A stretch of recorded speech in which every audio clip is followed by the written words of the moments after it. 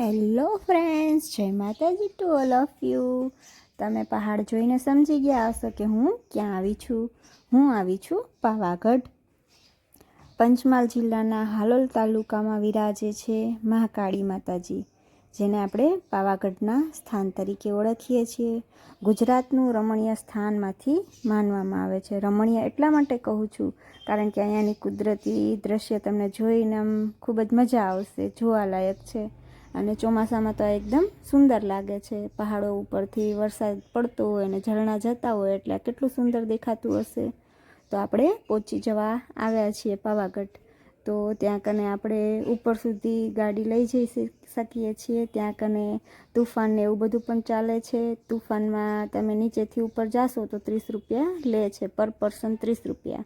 અને જો તમારી ગાડી હશે તો ત્યાં કને પાર્કિંગ વ્યવસ્થા છે. તમે પાર્કિંગમાં તમારી ગાડી મૂકી અને પછી તમે રોપવેની ટિકિટ લઈ શકો છો. પગથિયા ચડીને જવા હોય તો એ પણ તમે જઈ શકો છો. 250થી 300 પગથિયા ત્યાં છે.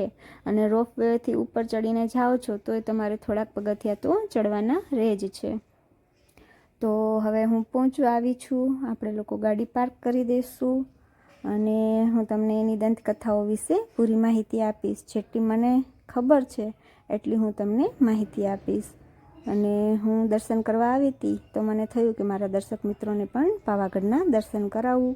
તો હવે આપણે લોકો આગળ વધીએ અને જેટલી લોકવાયકાઓ છે એ હું તમને કહી દઉં.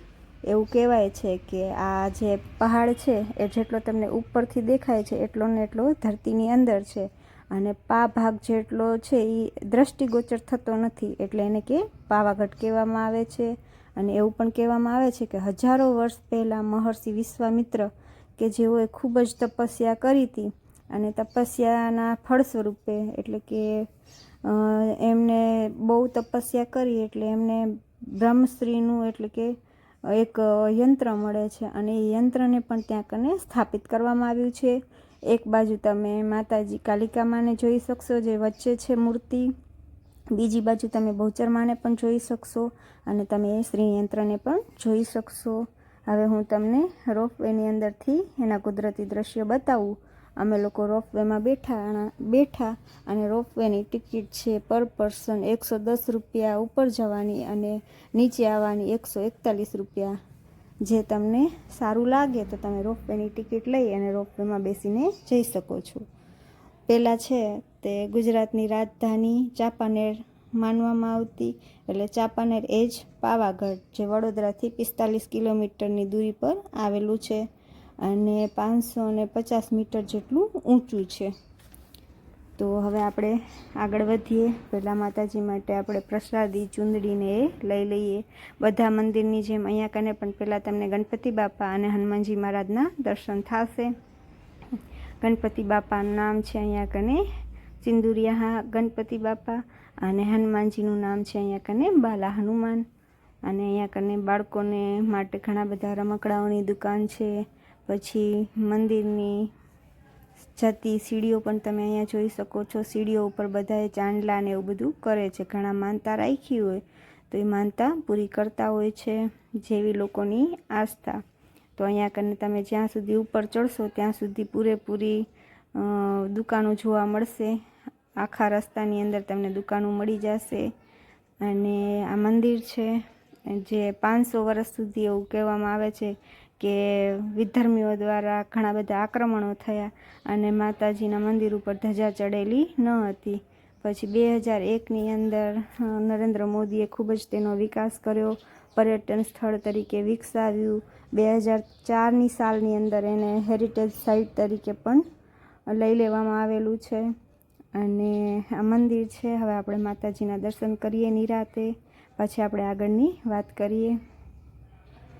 તો જો અહીંયા ગબ્બરની ઉપર તમે એક સિંહ જોઈ શકો છો અને નરેન્દ્ર મોદી દ્વારા કઈ તારીખે એનું ચાલુ કર્યું. 2 તળાવ છે. એક છાસિયું તળાવ અહીંયા તમે જોઈ શકો છો.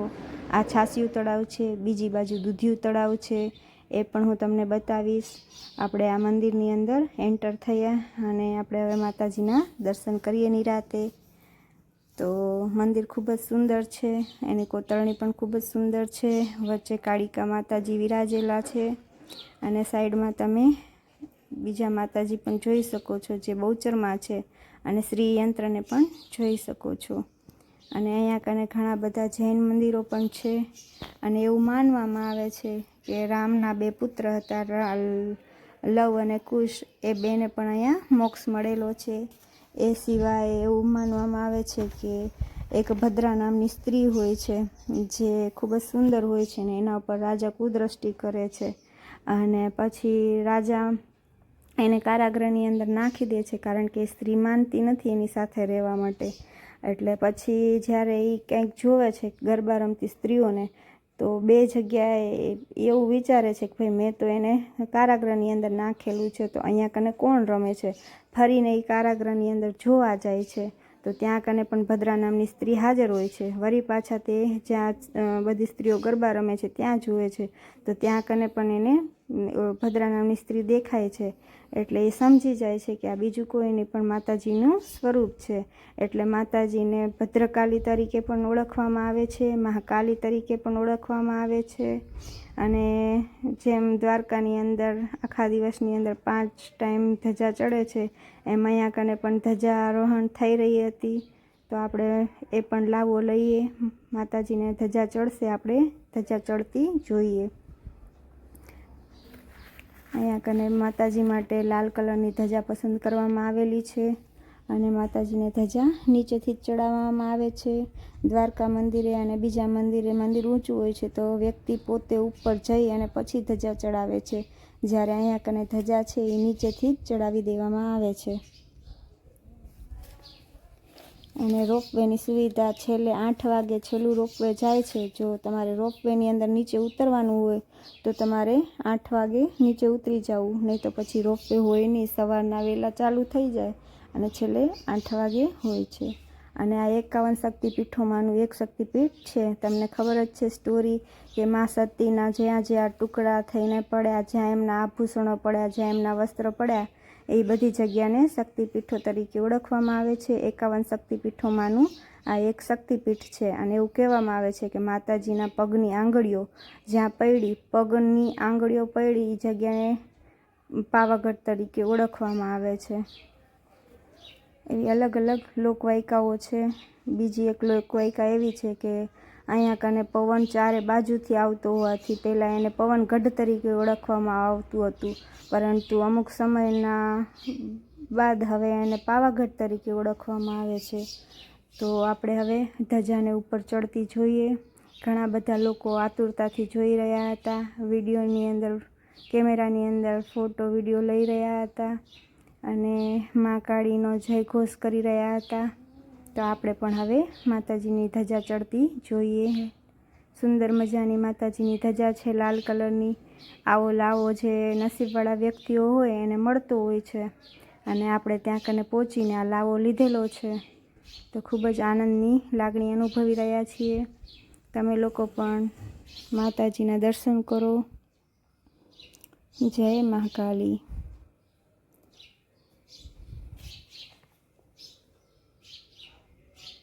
અને આપણે ગુજરાતની પહેલાં પ્રાચીન રાજધાની ચાંપાનેર તરીકે આને ઓળખવામાં આવતું હતું. અને આ વડોદરાથી લગભગ 45 કિલોમીટરની દૂરી પર આવેલું છે. અને આ 550 મીટર ઊંચું છે. અને એવું માનવામાં આવે છે કે પાવાગઢની આજુબાજુમાં કોઈ પણ દાનવ કે રાક્ષસ છે એ આવી શકતું નથી. જો આવે તો એ ભસ્મ થઈ જાય છે. તમને જો સ્ટોરી ખબર હોય તો એક રક્તબીજ નામનો રાક્ષસ હતો જે મરતો ન હતો. તે માતાજી છે એ મહાકાળીનું સ્વરૂપ ધારણ કરે છે અને મા ખપ્પરની અંદર જે એનું સર કાપી નાખે છે અને લોહીની જે ધારા થાય છે એ ખપ્પરની અંદર લઈ લે છે. અને જો જમીન ઉપર પડી જાય એ રક્ત, તો એ રક્તબીજ નામનો અસુરમાંથી અસંખ્ય એવા અસુરો પેદા થાય.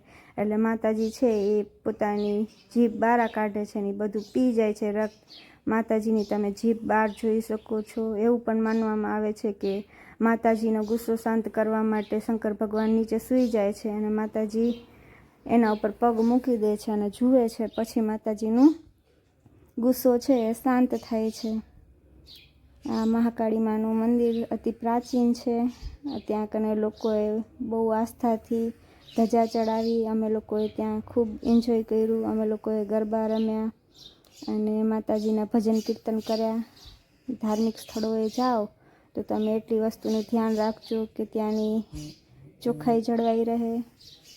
અને તમે ત્યાં જાઓ એટલે માતાજીના દર્શન કરજો. તમારા ફેમિલી ફ્રેન્ડ મિત્રો સાથે જાજો અને મારા વિડીયોને તમારા ફ્રેન્ડ સાથે, મિત્રો સાથે, સંબંધીઓ સાથે શેર કરતા રહેજો. જો વિડીયો સારો લાગે તો પ્લીઝ લાઇક, શેર અને સબસ્ક્રાઈબ કરવાનું ભૂલતા નહીં. માતાજીએ ભદ્રાનું સ્વરૂપ ધારણ કર્યું. આથી એને ભદ્રકાલી પણ કહેવામાં આવે છે. પછી માતાને ખપ્પરવાળી પણ કહેવામાં આવે છે, કારણ કે માતાએ ખપ્પરની અંદર બીજાસુરનું રક્ત નીચે ધરતી ઉપર ન પડવા દઈને એની અંદર લઈ લીધેલું. અને ખપ્પરવાળી સાથે પાવાવાળી પણ કહેવામાં આવે છે. ગબ્બરના ગોખવાળી પણ કહેવામાં આવે છે, કારણ કે અહીંયા મંદિરની અંદર માતાજીનું ગોખ છે, એની અંદર માતાજીની સ્થાપના કરેલી છે, શ્રીયંત્રની ને બધાની. તો હવે આપણે ધીમે ધીમે નીચે ઉતરશું. પહેલાં મેં તમને એન્ટ્રી પોઈન્ટ બતાવ્યો, હવે હું તમને એક્ઝિટ પણ બતાવું છું કે આપણે ક્યાંથી પાછા જાશું. અમે લોકોએ રોપવેની આવવા અને જવાની બંને ટિકિટો લઈ લીધી હતી. આવવા અને જવાની ટિકિટ લેશો તો તમારે 200 થી 250 રૂપિયા થશે. એક વ્યક્તિની જવાની ટિકિટ 110 છે અને નીચે આવવાની 141 રૂપિયા છે. અને તમે અહીંયા કને મનમોહક અને સુંદર દ્રશ્યો જોઈ શકો છો. તમારા કેમેરાની અંદર કેપ્ચર કરી શકો છો. જ્યારે આવો ત્યારે તમે ચોક્કસથી અહીંયા ફોટો વિડીયો લેજો. મને આ જગ્યા ખૂબ જ ગમી, એટલે હું તમને એવું સજેસ્ટ કરીશ કે આ જગ્યા જવા લાયક છે. અને તમે લોકો તમારા મિત્રો સાથે, ફ્રેન્ડ સાથે ચોક્કસથી જાજો અને મજા કરજો, માતાજીના દર્શન કરજો. ગૌભક્ત લોકો માતાજીને અહીંયા કને ચારોને એવું ખવડાવી રહ્યા હતા, માતાજીના દર્શન કરી રહ્યા હતા. પછી તમે જોઈ શકો છો કે અહીંયા કને અલગ અલગ જૈનાલયો પણ છે અને માતાજી અહીંયા કને પણ વિરાજે છે. તો હું તમને બધું બતાવું અને તમે એને ધ્યાનથી જુઓ. તમને આના વિશે વધારે માહિતી હોય તો એ પણ તમે મને કમેન્ટ સેક્શનની અંદર આપજો અને કહેજો.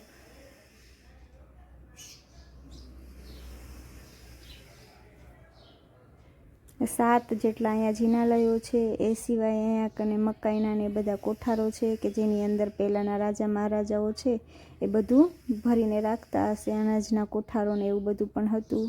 એ બધી વસ્તુ અમે જોયું. દિગંબર જૈન મંદિર છે એના પણ અમે દર્શન કર્યા. તો આવા અલગ અલગ ઘણા બધા અહીંયા કને પાવાગઢની ઉપર જ ઘણા બધા મંદિરો છે. જો વિડીયો સારો લાગ્યો હોય મિત્રો તો પ્લીઝ લાઇક કરવામાં, શેર કરવામાં કે કમેન્ટ કરવામાં પૈસા થતા નથી. તો વિડીયો જોતા જાઓ, લાઇક, શેર અને સબસ્ક્રાઈબ કરતા જાઓ. વિડીયોમાં અંત સુધી બન્યા રહેવા માટે તમારો બધાનો ખૂબ ખૂબ આભાર. Bye bye to all of you.